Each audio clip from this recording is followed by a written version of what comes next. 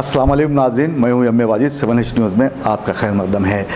Engineering colleges in दिनों दौलत इकट्ठा करने में मसरूफ़ हैं और तालीम को तिजारत बना दिया गया है।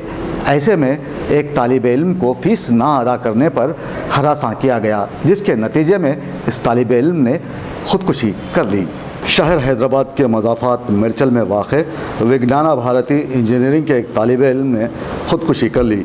बताया जाता है कि कॉलेज इंतज़ामिया फ़ीस और दीगर मामलात में तालिब इल्म को हरासा किया करता था और हाज़िरी कम होने की वजह से उसका नाम नोटिस बोर्ड पर आविज़ा किया गया और एग्ज़ाम्स में ना बिठाने की धमकी दी गई, जिससे दिलबर्दाश्ता होकर इस नौजवान तालिब इल्म ने ख़ुदकुशी कर ली है।